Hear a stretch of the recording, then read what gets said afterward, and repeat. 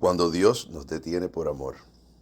Muchas veces cuando enfrentamos dificultades, problemas o puertas cerradas, nuestra reacción inmediata es a culpar, sobre todo los hombres y mujeres de fe, es a culpar al enemigo en el mundo espiritual, porque se nos dijo que tendríamos guerra, hay una guerra espiritual, que nuestra guerra no es contra carne ni sangre, sino contra huestes y potestad del mundo celestial. Sin embargo, no siempre es el enemigo quien nos pone obstáculos. Muchas veces es el propio Dios mismo, era Él tratando de llamarnos la atención, de dirigirnos y protegernos de un camino equivocado. La historia de Balaam, que la vemos en Números, en el libro de Números 20, capítulo 22, versículos 21 al 35. Balaam y su asna es una evidencia clara, una muestra de que Balaam insistía en seguir su propio camino, como muchas veces nosotros hacemos, pero su asna, que se convierte de alguna manera es el medio de transportación, es el mecanismo por donde nosotros nos movemos. En este caso es un animal, el asna, que usaba Balaam para moverse, transportarse. Dice la Escritura que el asna pudo ver al ángel del Señor bloqueando el camino y por tal razón se detenía. Balaam, sin discernimiento espiritual, lo que significa que no podía ver lo que estaba sucediendo y no podía entender las cosas, golpeó a su asna sin darse cuenta de que Dios estaba interviniendo para su bien. Esto es importante porque aunque es obviamente es un asunto sobrenatural, pero nosotros sabemos cómo opera el Señor, porque así mismo ha hecho con otros hombres que vemos en las Sagradas Escrituras. Y eso mismo ocurre con nosotros y no estamos atentos a por qué ciertas condiciones ocurren, por qué ciertas cosas pasan. Y no nos damos cuenta, como ya dije, corremos inmediatamente a culpar al enemigo en lo espiritual. Pero aquí hay unos puntos que quiero traerte a colación, quiero traerte a memoria, porque sé que has escuchado de esto. Y si no, y es la primera vez que escuchas de esto, que te invito a que reflexiones en ello. Lo primero es que Dios interviene cuando nos empeñamos en caminos incorrectos. Balaam estaba determinado a seguir su propio deseo, pero Dios usó la asna para detenerlo. Así también nosotros cuando insistimos en relaciones, por ejemplo, tóxicas, malos negocios, actividades llenas de vicios o simplemente decisiones fuera de la voluntad de Dios, Él, nuestro Padre Celestial, puede intervenir para salvarnos. Un ejemplo de esto claro, hemos oído hablar de ello anteriormente, es el caso de Jonás en el vientre del gran pez. Jonás tenía un llamado y era un hombre de Dios, era un profeta, era llamado a ir a Nínive para llevar el mensaje de que la ciudad sería destruida y alertar a la población para que se fueran al arrepentimiento y poder conseguir la salvación de las almas. Pero él no obedeció, él no quiso. Y él, por el contrario, se montó en un bote y fue a otro destino distinto. De hecho, quería ir a Tarsis. ¿Por qué? Porque él entendía, y muchas personas interpretaban esto como que, por supuesto, Nínive era una ciudad en decadencia, alta corrupción, como un Sodoma y Gomorra. Y obviamente un hombre hablando de Dios y estas cosas corría peligro, iba a ser definitivamente rechazado, hasta posiblemente podía costarle la vida. Pero lo que realmente pasó con Jonás no era eso. Jonás entendía que estas personas no merecían la compasión y la misericordia de Dios porque eran malos. El tema aquí es que no es entrar en ello, por qué Jonás lo hizo o no, o sea, si tenía razón o no, definitivamente no la tenía. El tema es que, como hemos hablado anteriormente, la falta de obediencia no nos aleja de la bendición. De hecho, puede traernos momentos muy malos que podemos llamar que pueden convertirse en una maldición, porque nosotros estamos llamados a ser obedientes. Por lo tanto, cuando esto ocurre, Jonás estaba en un barco, como les dije, iba para Tarsis, y surge una tormenta. Esas tormentas son los obstáculos que se presentan como advertencia para que nosotros nos demos cuenta de que algo está sucediendo. Dice la narrativa bíblica, la Sagrada Escritura, que el capitán del barco, al igual que otros marineros que estaban precisamente sufriendo el embate de esta tormenta, se sentían que estaban a punto del naufragio, comenzaron a invocar a sus dioses, pero sabían que con ellos estaba Jonás, pero lo buscaban y no lo encontraban, no lo encontraban y se dieron cuenta que alguien dijo estaba en su camarote. Por lo tanto, lo fueron a buscar y le reclamaron. Y él les dijo, no es que esté durmiendo, de hecho, estaba descansando. Pero la realidad es que la actitud de Jonás era que él sabía que todo lo que estaba ocurriendo era por causa de él. Así que ahí vemos cómo Jonás reconoce que Dios está hablando. No obstante, él les dice, si me tiran por la proa, si me lanzan al mar, verán que todo terminará. Pues para hacerle la historia breve en este caso, ustedes ya saben que terminó dentro del vientre de un pez grande. Pero no es hasta que el momento en que se siente, como dicen las escrituras, que se siente que está atrapado entre el sargazo, dentro del vientre del pez, cuando entonces clama, sabiendo que estaba al borde de la muerte, clama. Y uno pensaría, pero si él pidió que lo lanzaran al mar. Claro, en ese momento sabía que no merecía vivir, pero estaba todavía su corazón obstinado, cerrado a la posibilidad de un Dios de perdón. Y pidió entonces que lo tiraran al mar, y tuvo, pues entonces el Señor utilizó la figura de un animal, en este caso un pez grande, como hizo con Balaam, con el asna. Entonces, cuando clama al Señor, le pide que le perdone, Jonás es lanzado a las costas de Nínive, donde el Señor quería que fuera, lo que significa. Aquí tienes un paralelismo, o sea, tenemos una vez más viendo un Padre Celestial que tiene cuidado de nosotros, que es sabio, que es omnipresente, omnisciente y por lo tanto omnipotente, y que quiere lo mejor para nosotros, pero somos nosotros los que le damos la espalda. Así que entonces Jonás a la larga terminó donde el Señor quería. Sin embargo, le pudo haber sido mucho más fácil si hubiese sido obediente desde el principio. Aprendamos de esa lección. Pero en un segundo lugar, no todo está como le achacamos las cosas al diablo, le achacamos a Satanás, por supuesto, porque sabemos que tenemos guerra, y que la guerra no es contra carne ni sangre, así dice Pablo. No lo dice en Efesios 15, sino que es una guerra espiritual en el mundo celestial contra principados y potestades. Eso está claro, y lo aceptamos y lo hacemos por fe. Pero mira esto, Pablo fue derribado del caballo y quedó ciego para luego encontrarse con Jesús. ¿Quién era Pablo?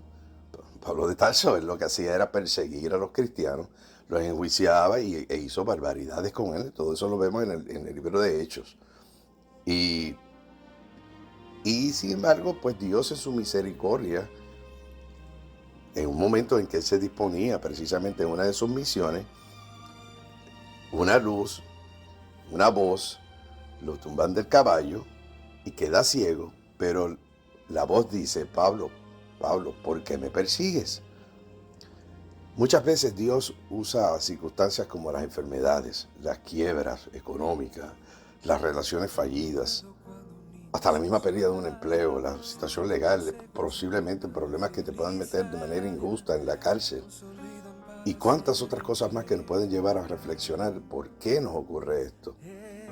Lo importante es entender entonces que no es necesario reaccionar de manera inmediata con el enojo, sino preguntarnos, ¿es Dios tratando de hablarme?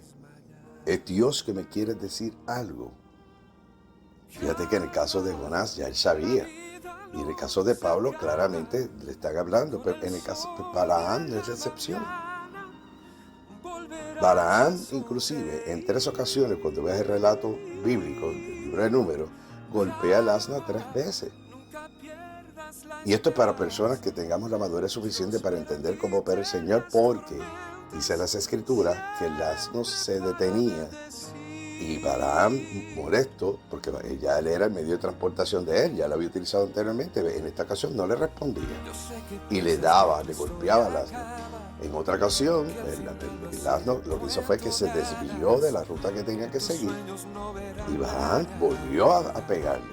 En la tercera ocasión, el asno viene y lo pega contra, prácticamente lo pilla la pierna de Balaam, así dice la escritura, de tal manera de que ya su cuerpo se vio afectado y termina prácticamente debajo del asno. Y por supuesto Balaam vuelve y le pega al asno. Pero dice la escritura que ahí el asno le habló y le dijo, ¿por qué me pegas? Y comienza un diálogo con Balaam, quien todavía no había caído en cuenta de que estaba hablando con un animal. Mira cómo nosotros a veces nos convertimos y cómo forjamos nuestras decisiones y nos volvemos obstinados cuando alguien nos da un consejo, cuando sentimos una voz de que no debemos actuar de la manera que estamos actuando, que no tomemos decisiones si han de contar con Él, que no tengamos esta relación, que dejemos malos hábitos, que no omitamos, que seamos obedientes. ¿Cuántas veces se nos dice? Pero muchas veces nos hacemos oídos solos, apartamos nuestra mirada y corremos inmediatamente a tomar nuestras decisiones, aún sabiendo que estas cosas no pueden suceder. Por eso es que es importante, cuando tengamos en este tipo de situación, preguntarte, ¿es Dios tratando de hablar? Por eso no golpees el medio de Dios que usa para hablarte, no golpees a este amigo, esta amiga, y puedes golpearlo haciéndole daño con tus palabras, con tu tratamiento, con tu alejamiento, a los pastores, a los ministros, a las personas que te llevan un mensaje que muchas veces no te agrada, al que te da un consejo, una madre que te da consejo a ti, un hijo que escucha, o hija, te da un consejo, escucha. A ti esposo, que tu esposa te está dando un consejo de que esa amistad no te conviene, de que hay cosas que estás haciendo que no están bien. Igualmente mujer, si tu esposo te está dando unos consejos, y si sabemos que un matrimonio es un cordón de tres dobleces y está Cristo por el medio, pues tenemos que buscar fortalecer esa relación, porque Dios utiliza a los animales para hablar, para comunicar, porque Él es el creador de todas las cosas. Fíjate entonces cómo no va a ser a través de las figuras de personas que te aman, o que a veces ni te conocen, pero te dan un consejo y tenemos que seguirlo, porque Dios es así. Por lo tanto, no golpees. Balaam golpeó a su asna sin saber que era un instrumento de Dios. De los instrumentos que tenemos alrededor de nosotros, de Dios, tenemos que amarlo, tenemos que apreciarlo, tenemos que reconocerlo, que respetarlo, quererlos. Así como nosotros podemos ser instrumentos para otros. A veces maltratamos a personas, nos quejamos de las situaciones o menospreciamos los consejos sin darnos cuenta de que es Dios que está hablando a través de ellos. Insisto en eso. Por ejemplo, José era el predilecto de su padre, y eso creó una situación de envidia por parte de los hermanos.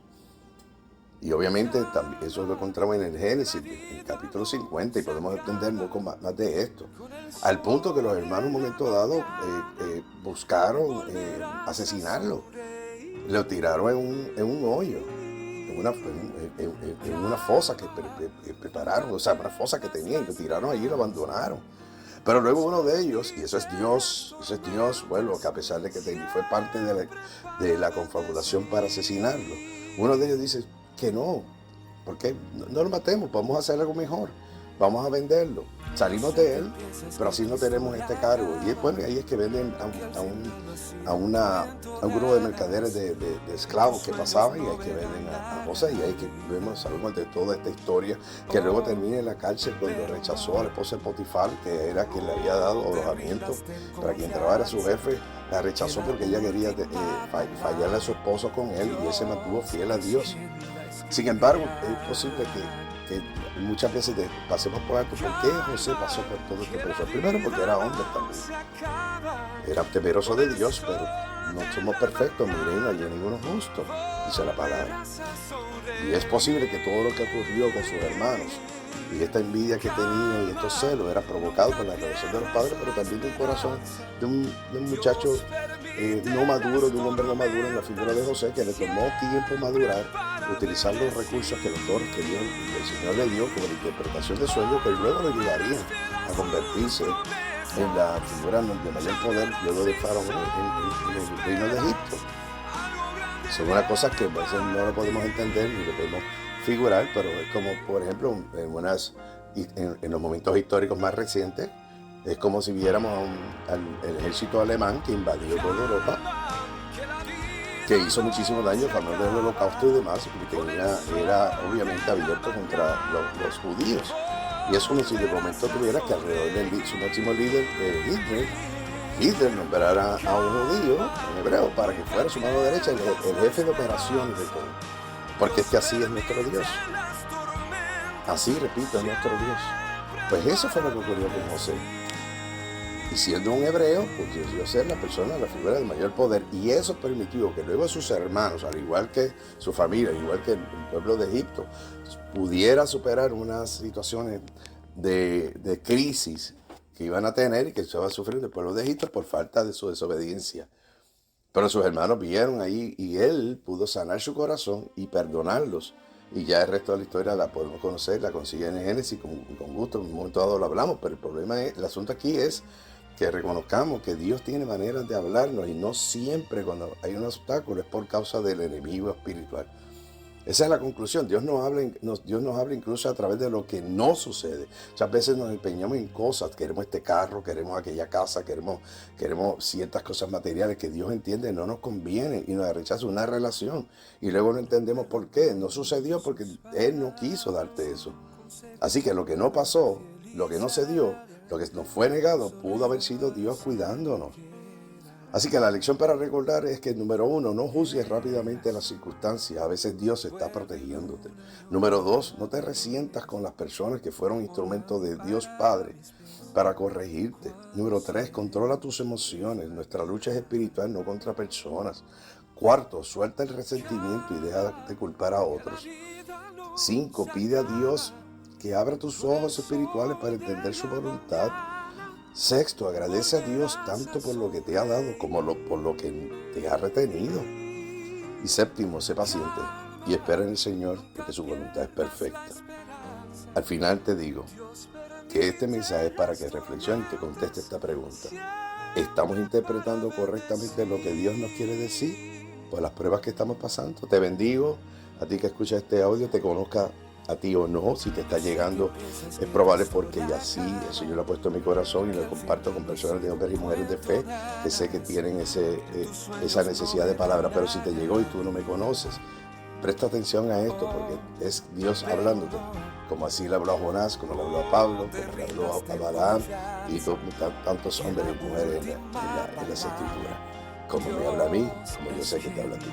Y estas cosas te las dejo dichas en el nombre de Cristo Jesús y decimos amén, amén, amén. Bendito Dios. Que la vida no se acaba y con el sol